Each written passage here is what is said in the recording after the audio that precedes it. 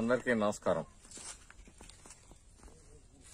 నిన్న సాయంత్రం మాచర్ల పట్టణంలో వైసీపీ అకృత్యాలు అరాచకాలను చూశారు. ఇదేం కర్మ రాష్ట్రానికి ప్రోగ్రాంలో భాగంగా మాచర్ల మెయిన్ రోడ్డు మీద షాపుల్లో మనం కరపత్రాలు పంచుతున్న సందర్భంలో వైసీపీ కిరాయి గూండాలు కర్రలు పట్టుకొని 100 మంది 2 ప్లేసుల్లో ఓపెన్ గా నిలబడి గంటన్నర ముందు నుంచి ఉంటున్నప్పటికీ కూడా పోలీసు యంత్రాంగానికి సమాచారం ఇచ్చినా కూడా స్పందించకుండా వేడుక చూసిన సంఘటన చూశాం.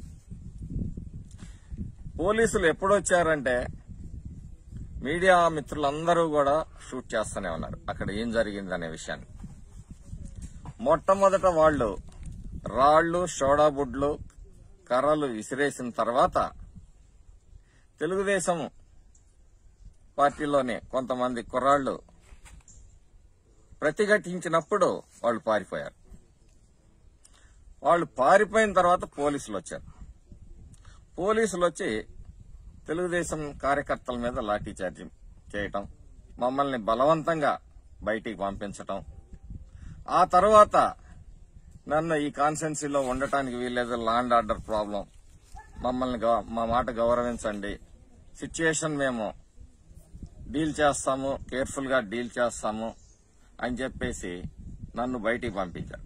కనీసం నాకు ఎస్కార్ట్ గా 2 వెహికల్స్ కూడా రావడానికి మరి సహకరించలేదు. మార్గ మధ్యంలో నా మీద దాడి చేయించాలనే ప్రయత్నాలు చేశారు. అయినప్పటికీ కూడా బయటకు వచ్చిన తర్వాత అప్పుడు మొదలు పెట్టారు. అప్పటికి పోలీసు ఉన్నతాధికారులందరూ కూడా మాచర్ల చేరుకున్న తర్వాత పోలీసుల మధ్య నుంచే వెళ్తూ యథేచ్ఛగా దాడులు, దోపిడీలు, దహనాలు, కార్లు పగలగొట్టడం, ఇళ్లలో లూటీలు చేయటం ఇలాంటి కార్యక్రమాలు చేస్తూ ఉంటే చోద్యం చూస్తూ ఉంది వ్యవస్థ. ఈరోజు తెలుగుదేశం నాయకులు వాళ్ల ఇళ్లు వాళ్లే తగలబెట్టుకున్నారని చెప్పడం అంటే ఎంత సిగ్గుచేటు, ఎంత నీచమైన మీ మనస్తత్వాన్ని చాటి చెప్తా ఉంది. మరి ఈ పిన్నెల్లి వెంకటరామిరెడ్డి, తుర్కా కిషోర్ ఎప్పుడు తెలుగుదేశం పార్టీలో చేరారు? విజువల్స్ ఉన్నాయి, చూడండి, పంపిస్తాం. స్వయంగా పిన్నెల్లి వెంకటరామిరెడ్డి లీడ్ చేస్తూ, తుర్కా కిషోర్ లీడ్ చేస్తూ వీటికి సారథ్యం వహిస్తూ ఈ గృహ దహనాలకి, దోపిడీలకి, వెహికల్స్ విధ్వంసానికి, ప్రజల్ని భయభ్రాంతులను చేస్తూ యథేచ్ఛగా స్థైర్య విహారం చేస్తుంటే పట్టణంలో పోలీసు యంత్రాంగం అప్పుడేం చేసింది?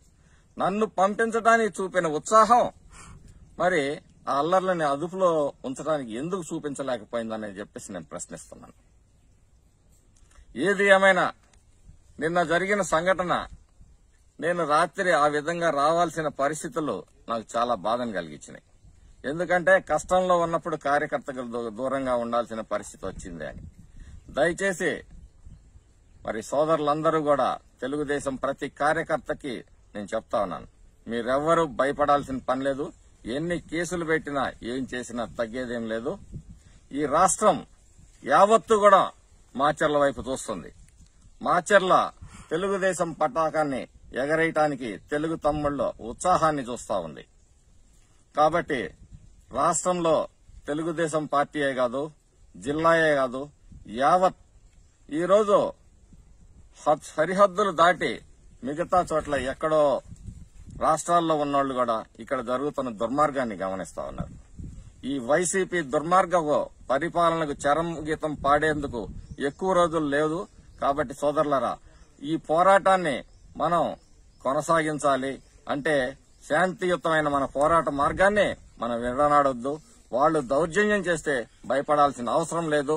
మీకు పార్టీ, నేను ఎల్లవేళ్ల అండగా ఉంటాం. ఉన్న పరిస్థితుల దృష్ట్యా నేను కొంచెం దూరంగా ఉన్నప్పటికీ మీరు ఎటువంటి ఆందోళన చెందవద్దు, ప్రశాంతంగా ఉండండి. చంద్రబాబు నాయుడు గారు వస్తారు, లోకేష్ గారు వస్తారు, జిల్లా రాష్ట్ర నాయకులందరూ కూడా మాచర్లు వస్తారు, మీకు భరోసా ఇస్తారు.